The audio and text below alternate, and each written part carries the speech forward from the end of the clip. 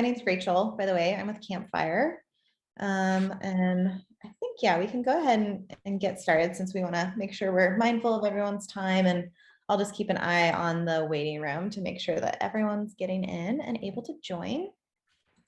So yeah, welcome to our Campfire Clubhouse event. We're very excited. Everyone's here and happy it's Friday, and excited to have a good little design chat with you all. So, we did our first Clubhouse event last month in October and had a really great time getting to connect with everyone and kind of just talk through as, a different group of creatives and, across the board in terms of industry.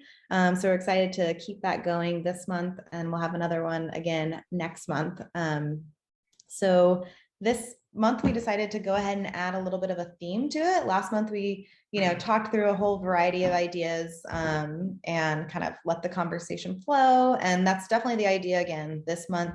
But just wanted to, instead of it being too repetitive every month, we wanted to add a little bit of kind of a focus. And so obviously we want the conversation to move whichever way feels good, but wanted to kind of have a jumping off and starting point. So this month we thought it would be great to talk through kind of process and presentations, and we'll kind of talk a little bit about that in a minute in terms of what that means, and just start diving in and talking through how we all work as designers and creatives and freelancers. But wanted to take a minute before we dive in to just kind of introduce ourselves and get to know you guys a little bit as well. So like I said, my name is Rachel Howlett. I'm with Campfire Co. I work in the interior space with Campfire. And so I've been with the office for a little over 2 years now, started in June of 2019, and really love it. It's a fantastic place, and really excited to get to meet all of you guys today. And I'll go ahead and let Lauren introduce herself. We also have Beishan here today too. And so they'll give a little brief intro and get going. Hey guys, I'm Lauren Stewart. I'm one of the co-founders at Campfire, and I'm very excited to get to talk with everybody today and sort of get different perspectives on, the process and presentations. And it's just always good to hear from other, adjacent industries, and so we can sort of feed off of each other. So it's great to meet you guys. Welcome. Everybody, my name is Beishan Brandon. I am a graphic designer with the Campfire team. I've been with the team a little over 5 months now, and again, super excited to hear more about how you all do some of your processes and presentations, but also I've really enjoyed learning Campfire's way of doing that as well, especially after freelancing for a while and now diving into the professional world of design and creative. So welcome. Cool. Awesome. Thanks, Beishan and Lauren. Yeah, so next up, before we kind of dive in and start talking, we thought it'd be great to hear from you all. And we thought it'd be kind of the best, most kind of expedient way would be if everyone could just in the chat, put your name, your business name, kind of what industry you're in. And definitely we want to be able to connect with everyone. So if you have any sort of social or LinkedIn, we definitely want to make sure that we're all keeping this conversation going after the fact, after we all talk today. So yeah, definitely introduce yourselves in the chat. And then as we start kind of going through conversations, if you want to kind of expand, and we're talking, feel free to kind of elaborate on that.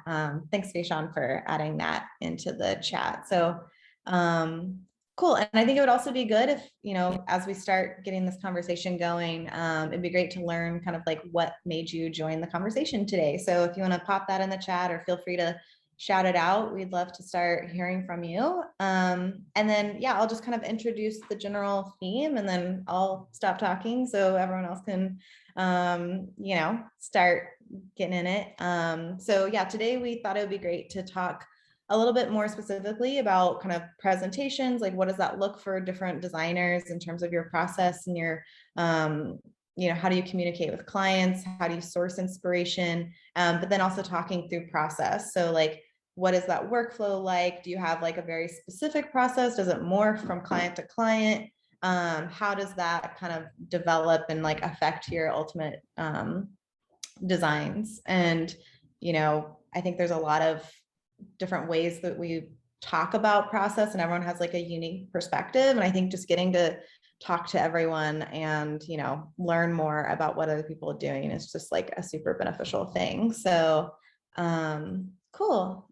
And yeah, I think Deshawn's going to keep an eye on the chat too if we've got any questions. But I think just to like kick things off, you know, maybe just an easy one to start with is like always kind of starting from the beginning in terms of design process and, you know, inspiration. So, you know, at Campfire, I feel like figuring out how we source inspiration is always, you know, something we talk about. And, you know, how do you guys feel? Like, what do you guys do in terms of how are you like inspired from a design sense, and where do you gain your inspiration? So I'll turn it over and feel free to jump on in here. Good to go. I think so. Absolutely. Cool. Okay, someone else talk. So your question was, where do we get our inspiration from? Where do we start our process? Is that right? Yeah. Gotcha. Cool. A lot of my stuff comes from traditional tattoo styles. I like kind of bringing in a lot of that classic Japanese influence into a lot of my illustration pieces. So I guess for me, a lot of mine just comes from researching different styles and different tattoo takes on different things, I guess. And for industry, you do apparel design. For industry, I do apparel just for design. reference. Sorry. Yeah. I'm an apparel designer. Cool. Nice. Anyone else want to jump on in? And also, like, if someone else has another question, feel free to like throw it out there and start. Yeah. I'll jump in. So I do a lot of branding design, working with companies from like the startup phase. And I usually just like to do a big deep dive into whatever their industry is. Because sometimes I don't know anything about it, or just sort of surface level. And I feel like when you dive into like the history, like you start to find these really small details or sort of overlooked things that you could sort of expand into something, you know, unique about that brand. So I always find a lot of inspiration in sort of like the history of industries, or like the details and how things work and function. Yeah. Yeah, there's sort of like a visual history and, you know, sort of reading about the histories. I feel like both of those sort of in tandem work really well as a starting point. Yeah, for sure. Yeah, what is your, I guess, in terms of how you do that deep dive? Is it just kind of like research on your own, or is it like talking with the clients? Like, how does that process look for you?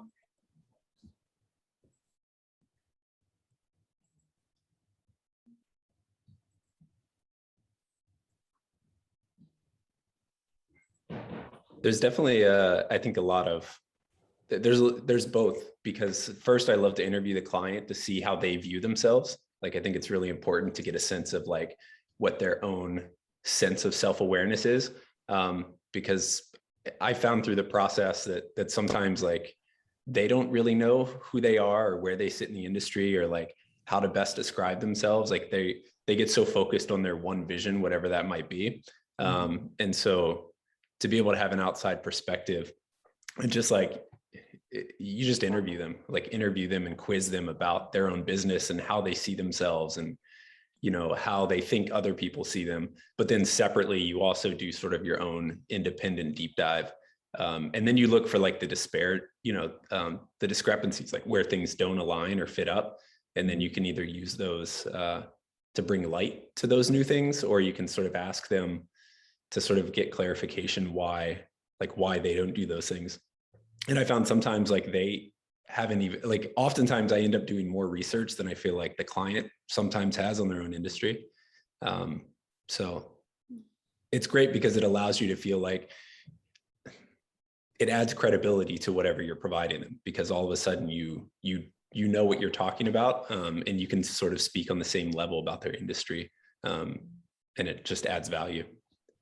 Yeah, definitely. I feel like a lot of times clients, they like think they know how to describe themselves, but there's like this big chunk that they're missing. And I feel like that's obviously why they hire creative designers to, you know, like be able to communicate what is like the true core of like what they're trying to sell or present themselves. And I feel like that's definitely something that at Campfire, we focus on a lot. We focus a lot on strategy at the beginning.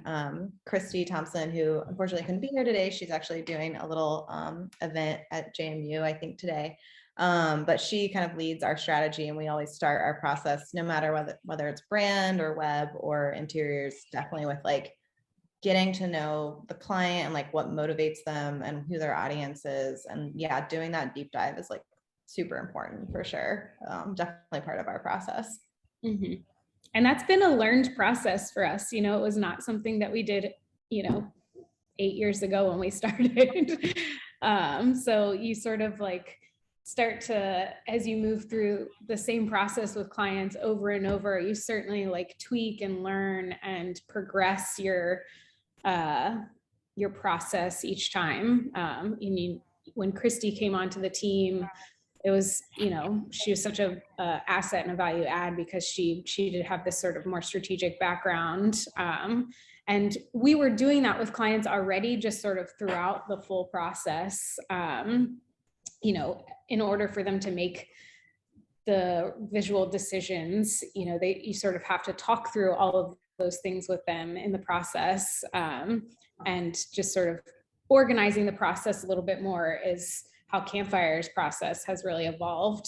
So we sort of have this big kickoff strategic phase in the beginning, and then move through, concepts to design development to, finals. And we've really, really worked to hone that process over the years.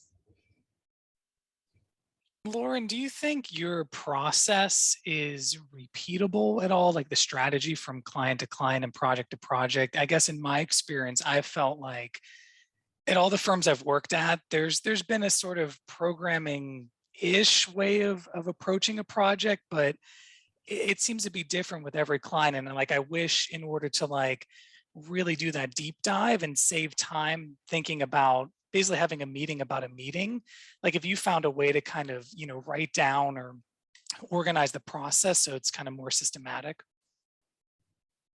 Yeah, certainly. So we always start with a questionnaire. So, we send the client a survey to fill out, whether that's, like Rachel said, brand, interiors, or web. We kind of have them customized per sector. And if we're doing multiple services, there's sort of one bigger one, that kind of thing.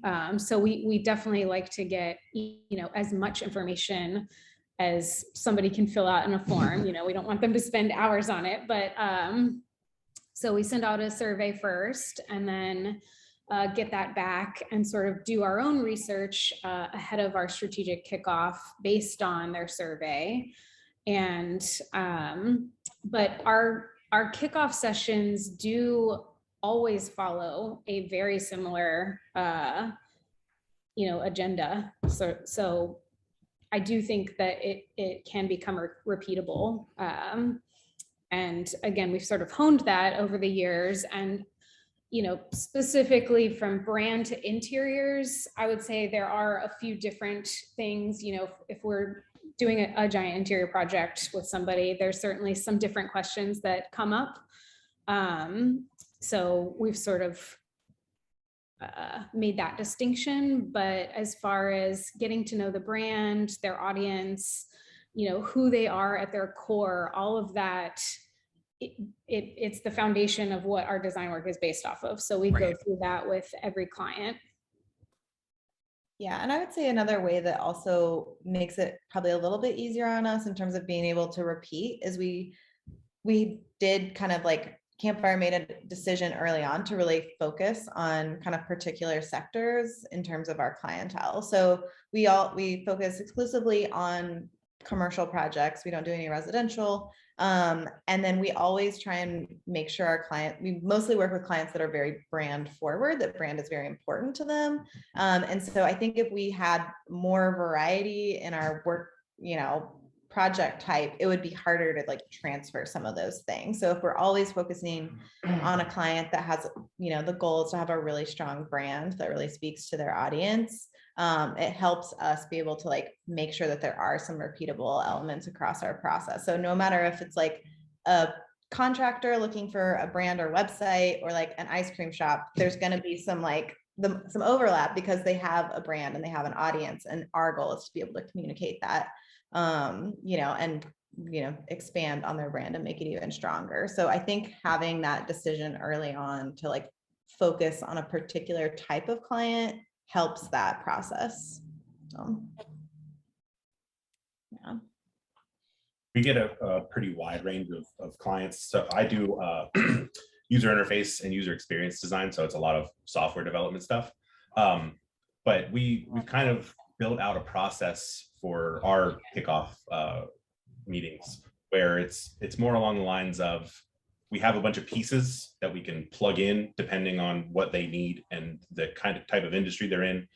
So we don't always go through every single part of that process. So it's kind of a nice modular way of, you know, figuring it out kind of as you go, but you've got like consistent pieces that you can use throughout. And that doesn't always cover everything, but it's still a good base to work off of. Yeah, for sure. Yeah, I'm curious. Oh, go ahead. Well, should I speak? I don't know. I was just gonna say, I work in the museum industry. And so a lot of what we do is about story. And so we have a storytelling thesis that we start with, and we have very regimented phases from concept to like final documentation and like final design. But like keeping that storytelling thesis as like the like heart of your project, and making sure you're always referring back to like kind of your thesis statement on, this is the story we're going to tell for this museum experience, and like how are we in what we're doing always going back to that point. So that's kind of how we like embed it in our core, and that comes from who your visitors are for the museum, and identifying like personas and types of people that you are hoping to engage, but then also like keeping in mind kind of where the industry is going at the same time. I was just gonna say, I'm an architect, so I feel like some of my processes are really kind of drawn by the context of the building and the site. So really kind of researching that element, and it also depends on whether it's an existing building or a new building, how you interface. So kind of drawing from the character of existing, or really kind of starting fresh and really kind of being informed by the landscape. And then also just kind of the kind of programming and kind of questionnaires that at least I do. I'm mainly focusing on residential now, although my background when I was at SMUW was commercial and higher education. And then when I was at 3 North, it was a little bit of like civic work. But so really focusing on residential. So it's really kind of, each client has their own needs, but it's still very much a home. So you have all the different parts. So kind of having that baseline of kind of questions to start with and go from. Yeah, I'm curious how, you know, we talked a bit about how, you know, like kicking off and like starting the project, but once we dive in, I think it'd be great, you know, since we do have kind of this like cross section of industries, to kind of talk through like what is, you know, moving from like the kickoff, the questionnaire, like getting to know the client, like then moving through into kind of the presentation phase and like communicating your ideas. Like, are there any particular like methods that you guys use that you found have been really effective in terms of communicating with the client, kind of like, you know, things you've learned in terms of your presentation style? Be prepared. Mm-hmm. Yeah. Yeah. For sure. For some things that we do, like we're working on a project now for a shipping logistics company, and they have other deep-seated problems that they need to fix, but they also wanted like a refresh of how their software looks. And I kind of lost my train of thought there. Oh yeah, so we're kind of going through, and for our presentation that is actually next week, we're going through each section of the software that we're redesigning. But at the beginning of each section, we're basically explaining what the big idea is for each of those sections. So a lot of it is just making it more user-friendly and readable. So that's going to be a lot of the talking points. But sometimes it really helps to just, before you get into the nitty-gritty, to just give that overall like story, I guess, about what the big ideas are that this part of the project, you know, is focused around. Yeah, definitely. Yeah, I feel like being able to communicate those early concepts and get buy-in is like super important so that you don't get too far down the road. You know, it's definitely always something that you have to be mindful of, that you don't, you know, end up somewhere where then the client doesn't feel like as connected to it later on. So I feel like figuring out a good way to like tell that story from the get-go is super important for sure. For me, this is one of those areas where I've had trouble systemizing it because I try to read the client, and I've had many clients that are just so different. I had a client recently, they build websites, so they have a sense of design and they have a design vocabulary, and they can sort of speak and give feedback like much better than some other clients. So every presentation was done like live, like, you know, they didn't see the presentation. I gave it to them over Zoom. It was usually an hour, hour and a half, and they're like giving live feedback. And then there would be someone taking notes who would actually follow up with their team's like post-meeting feedback, like after they'd thought on it. And it was like super detailed, and it was fantastic. I loved it. But then I've had other clients that like, they don't know how to verbalize like how they feel. And sometimes they even hire me because they're like, they got a good recommendation. They trust that I'm the expert. And they're like, just show me the final thing and I'll either approve it or not. This is usually more in like the tech startup space because they just don't have time. And those are great as well, but they can sometimes be more of you have to put more energy into the sort of interview at the beginning, where like you really have to get a sense of like what this person sort of wants or how they see the company. And then you have to find a way to interpret that because they're going to be too busy to like take part in the process. And so with both of those very sort of contrasting types of clients, like I've had to create different approaches for them, and it's sort of been a challenge, but it's kind of fun to always figure it out every time.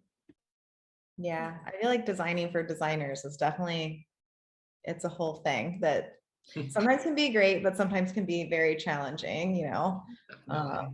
They can, yeah, like you're saying, they can like provide amazing feedback and they can definitely articulate it, you know, compared to other clients that, you know, they really struggle in that regard. They don't really know what they want until they see it. But sometimes, yeah, designing for a designer is definitely tricky. We've done that a few times, and it turns out to be a beautiful product, but it's definitely a different process for sure. Yeah. And designing for yourself is even worse. Yeah. Your own worst critic. Yeah, definitely. I can relate to that. I just finished construction of my own home, so I was like the worst critic as an architect. Pretty high maintenance for the contractor. Definitely. Yeah, we're actually working internally. We're doing kind of like a self, and how would you describe it, Vaisham? We're doing the little like side project of kind of to like build out a portfolio of a project that we just like want to explore and expand on. But I feel like that can be a little tricky because like we're our own client for essentially this like case study. How have you guys you started it? How's that been? Yeah, kind of trying to build out this spec project of trying to, you know, not only display some of our skill sets, but also kind of dabble in designing for an industry that we either want to attain in the future or one that we haven't done, you know, in the past. And so it's kind of weird to think about that internally and then design for it and like also follow that process that we usually take, but, you know, in a less formal way. But I would say it's going well. I'm excited for us to share it out, but it also just gives us control of the process and kind of gives us time to kind of like think about our process a little more and be a little more hands-on than we normally would with our clients. And so it'll be interesting to see how it turns out. But it's obviously more informal, but yeah, cool. It's definitely the first time I think we've done.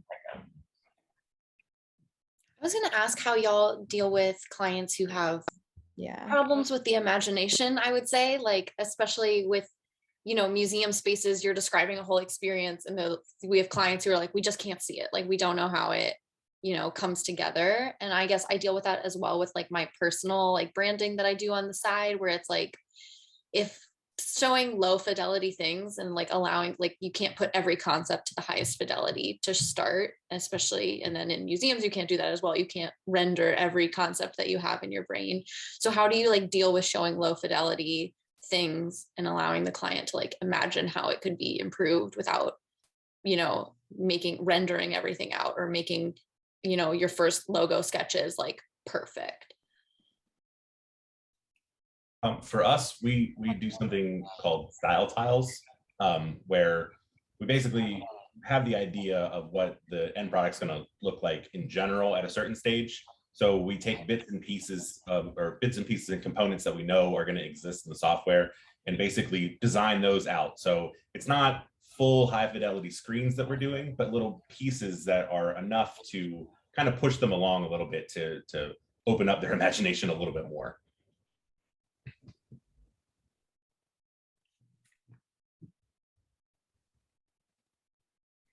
Yeah, I think trust is really important. And when you have those clients who don't have that sort of perceptive vision, you sort of have to guide them along. And I'll use disclaimers for those types of clients who are like, you almost have to remind them before you show it. Like, this is like version 1, this is the draft. This is about capturing the concept or the form or whatever. And like, and that's all we're looking at here. And it's like, if that, like, this is, you sort of have to specify what's being evaluated. And it's like, it's sort of a step-by-step process. So it's like, if you're okay with like X, whatever we're evaluating, so the composition or the form or the concept, the next round of, you know, the next presentation or whatever it is, we'll focus on color, we'll focus on detail. Usually when I'm doing logos or brands with clients like that, they usually need to see more. And so if I'm showing more, I usually will present it in black and white, because it's like, right now we're just trying to dial in the concept or the form or whatever. And I don't want them to caught up and like, oh, well, I hate the color purple. And it's like, that's fine. That's not what we're evaluating right now. Yeah. And so again, it comes back to like understanding the client before you present to them, or trying to, because some clients are far more receptive and understanding of like the process, and others, they just have no idea, and they can be very difficult.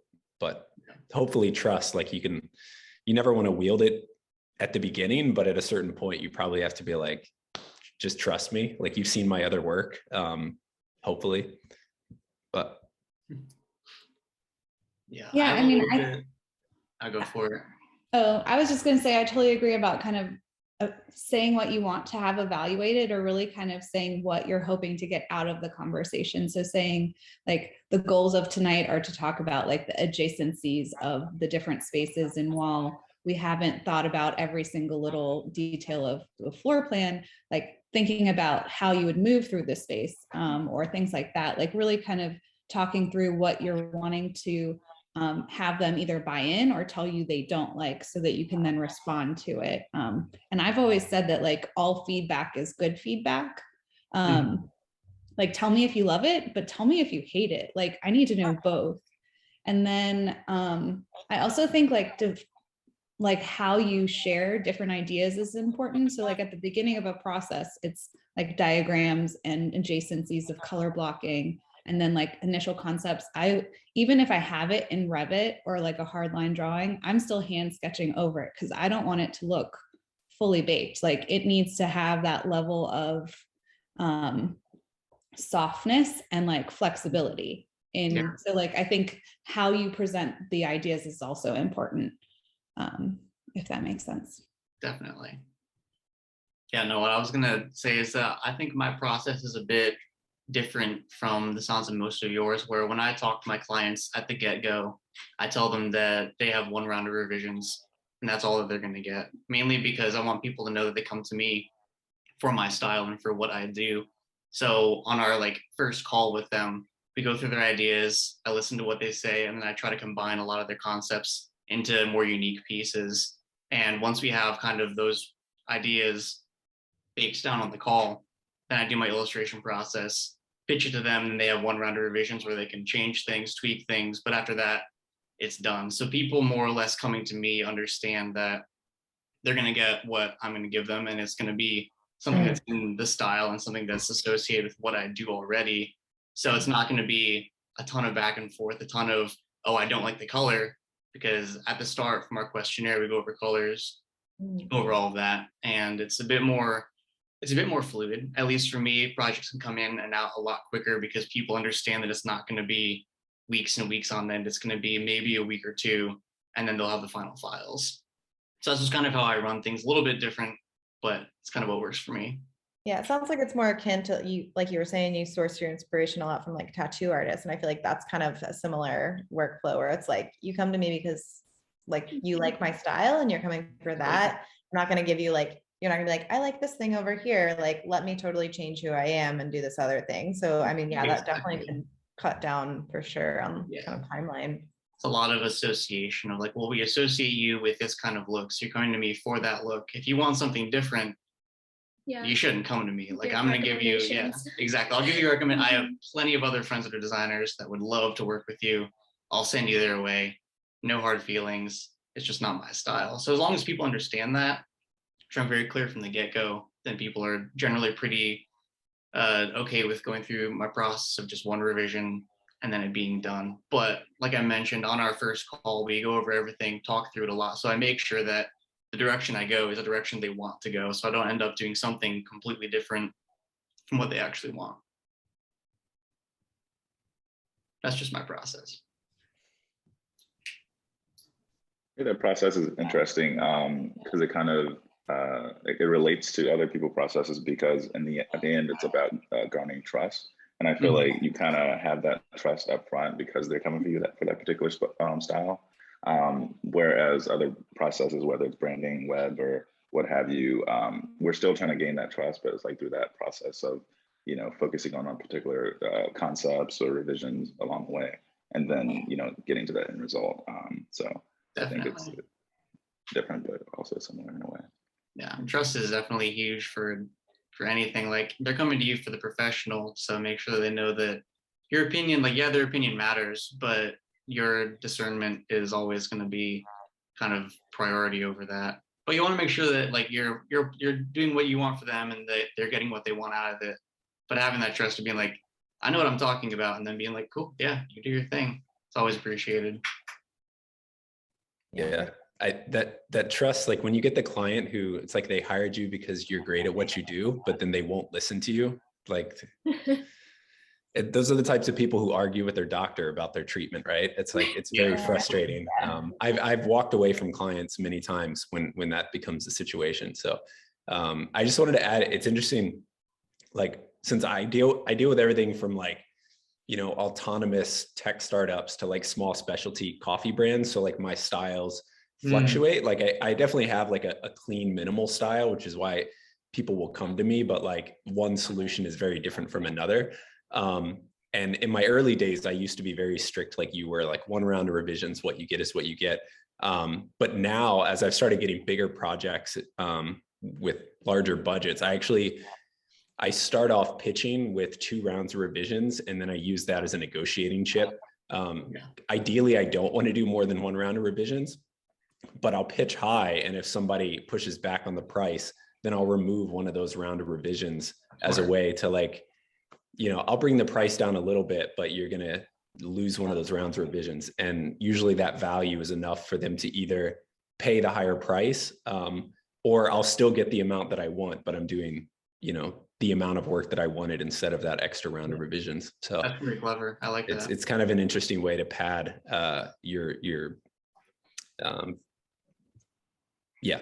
pad the project while you're negotiating. Yeah, that's cool. Awesome.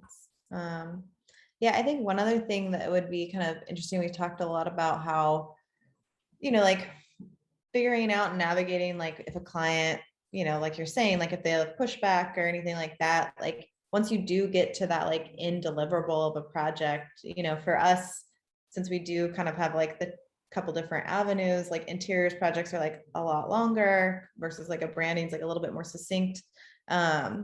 Like how do you guys navigate if, you know, you get down to the very end and then there's just like kind of this like change of heart by a client, for example, like they're like, oh, actually I decided I don't like that thing. I feel like sometimes we struggle with that of like knowing when to push back, knowing whenever it's like scope creep versus like, well, we've got a little bit of extra hours left, like maybe we can adjust. But like, you know, those clients that don't know how to communicate how they feel about something, sometimes they're just like, yeah, this looks great. And you're like, that's not enough feedback. You know, like, Oh, yeah. you know, and then you get so far down the line and like, how do you guys deal with that sort of, you know, pushback after you're done, basically?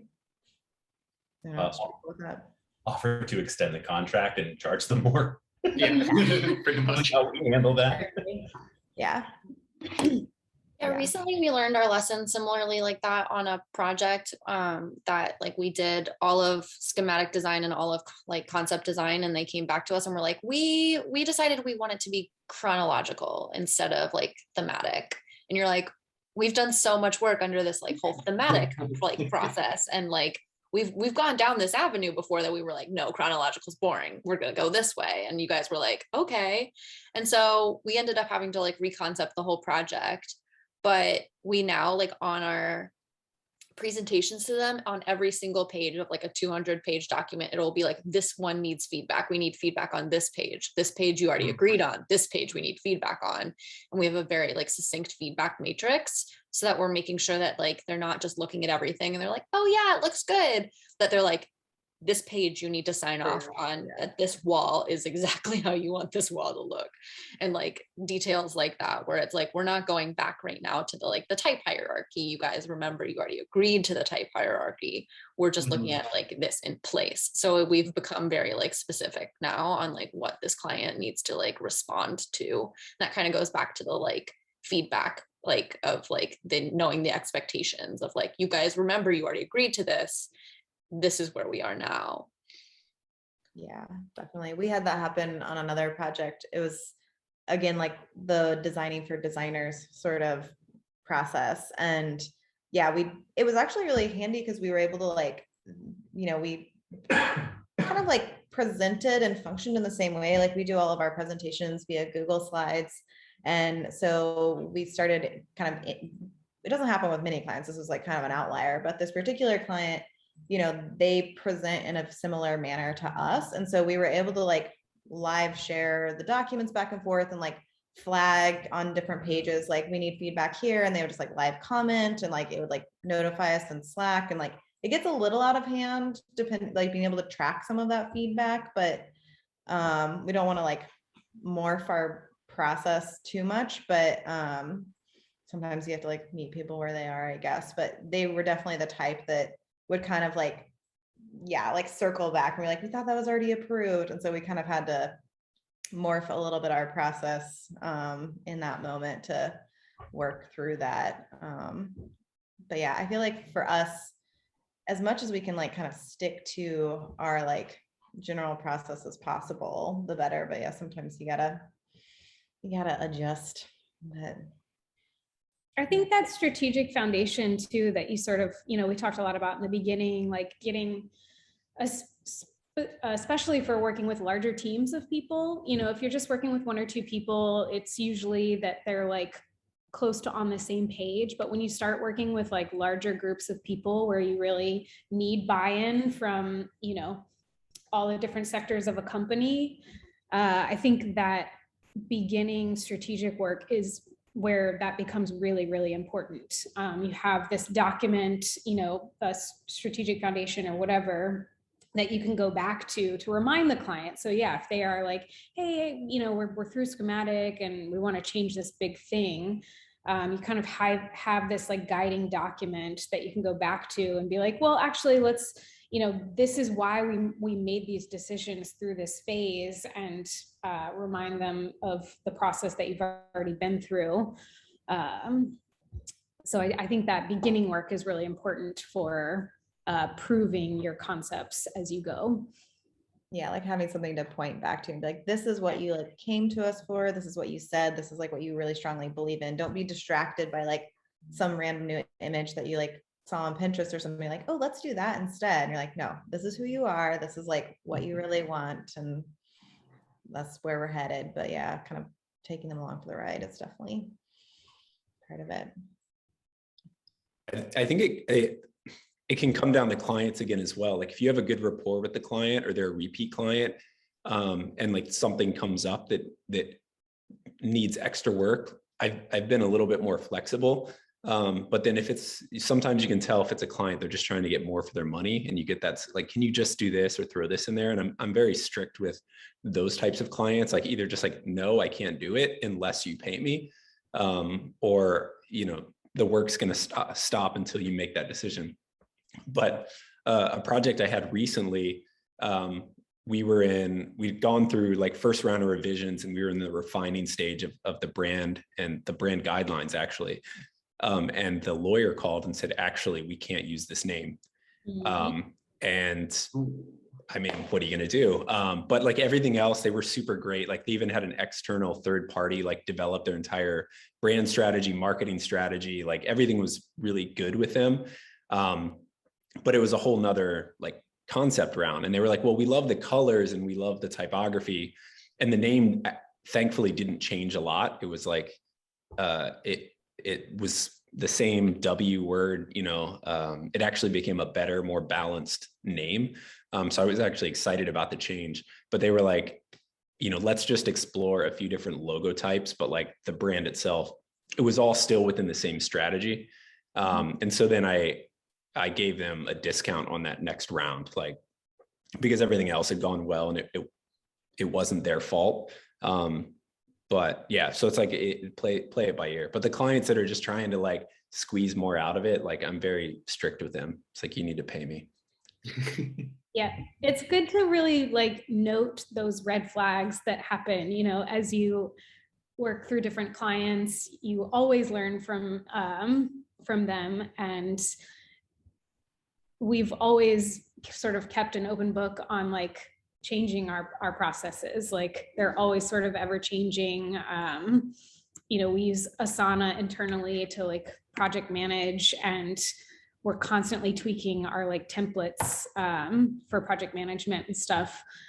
Just with, you know, after each project, we make sure we do a debrief on the project with the team and sort of note down like, what were the lessons learned? What went really well? What didn't go so well? Where are the opportunities to create more efficiencies, that kind of thing. So talking through all that and then making sure that that gets implemented back into the template so that, you know, don't forget about we're it. not making those same mistakes again. Or, and we try to like, you know, we'll have an all hands meeting once a quarter or something, and we'll talk through those, you know, key things that we learned in debriefs and how we're going to implement that into our process and change it.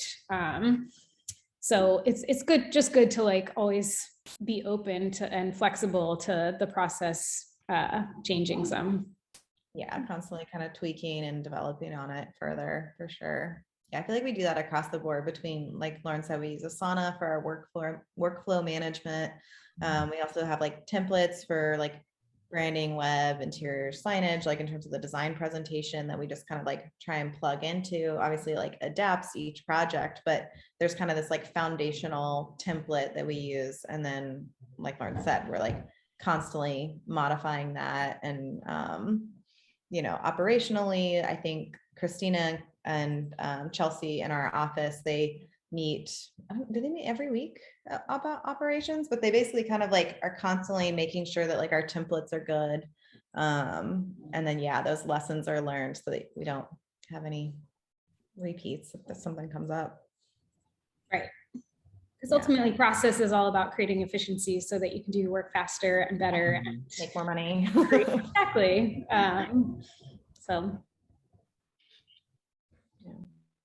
how about you guys? Are there any like key programs or apps or anything that you guys like swear by for project management or presentations?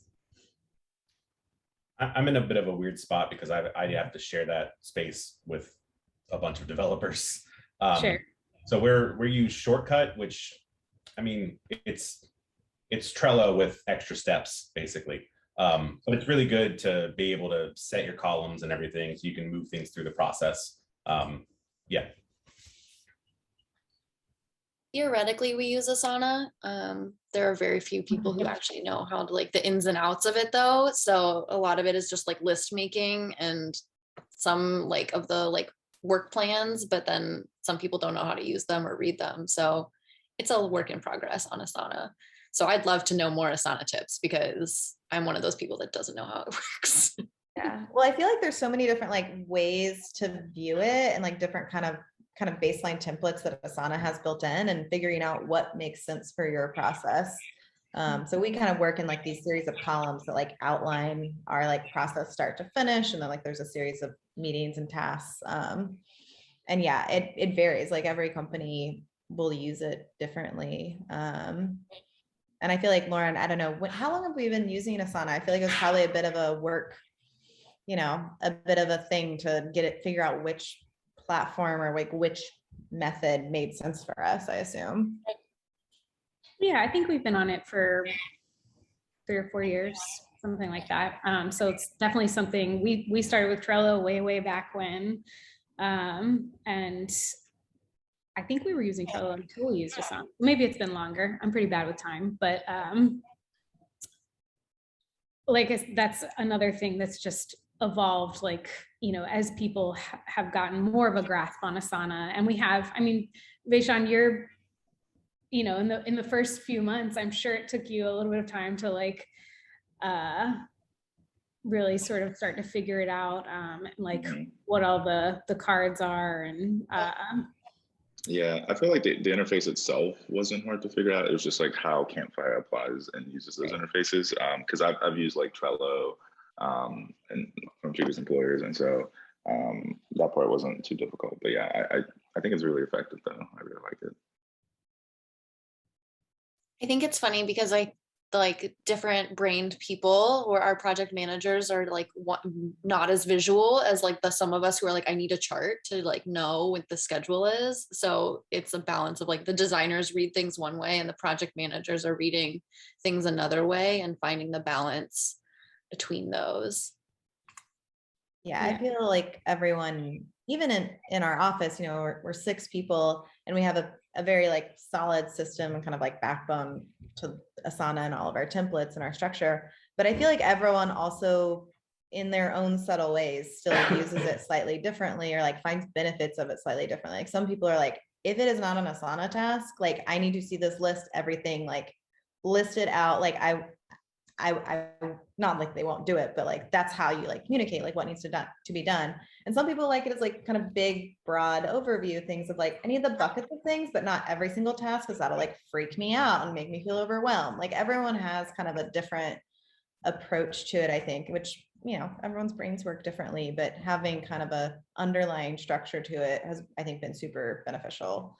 And I think generally all of us like Campfire people, we love some templates and structure to our process. So I think we're a good mix. I don't know if everyone would like, hop onto that so quickly, but I think it's been a huge value add to clients, honestly. Like we again, as part of our process, we do a survey with our client at the end of a project, and we've gotten a lot of good feedback on how structured the process was and how well we like communicated that in the beginning, and gotten a lot of compliments on that. So I think it's well received. Everybody likes a little bit of structure, and they like to know what they're going to get from each meeting, all that kind of stuff. So I feel like it also has helped us in terms of the number of projects we manage at once. Like, so generally any time between like branding, web, and design, maybe I'm making this up, Lauren, but there's at least like 20 active projects generally going on at once, right?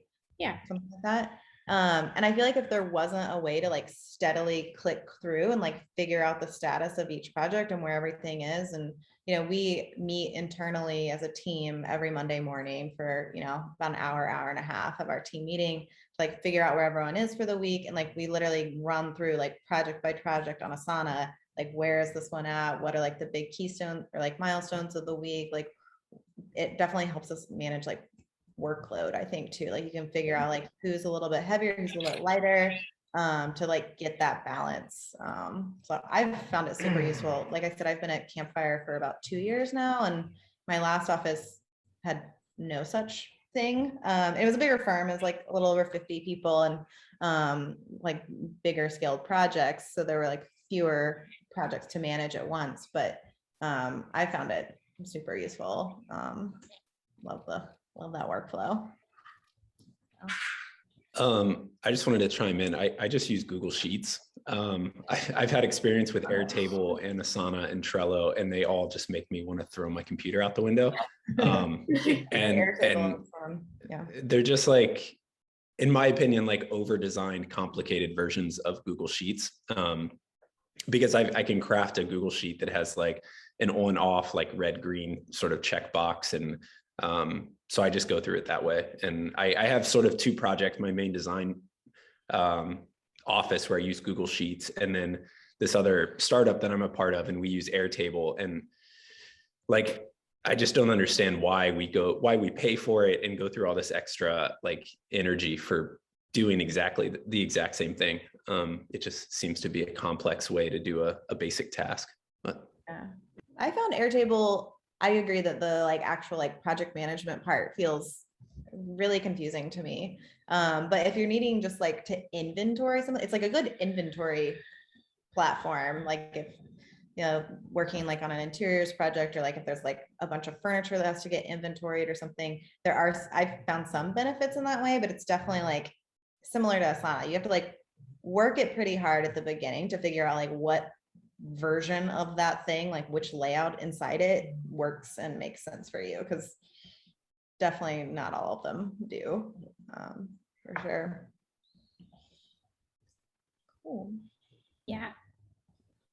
So we've got a couple minutes left. We want to make sure we're mindful of everyone's time and, you know, make sure everyone's able to like have some lunch on their work day. But yeah, wanted to ask if there's like kind of any last questions. We can also kind of talk through like, you know, we're going to be basically, we've recorded this session and we're going to put that up on our website. So if anyone wants to figure out, you know, like, oh, what was that one platform we were talking about, or like that program, or kind of like go back and watch it or share it with your friends. That'll be live hopefully soon up on Campfire's website, and we'll definitely post a link about it on social.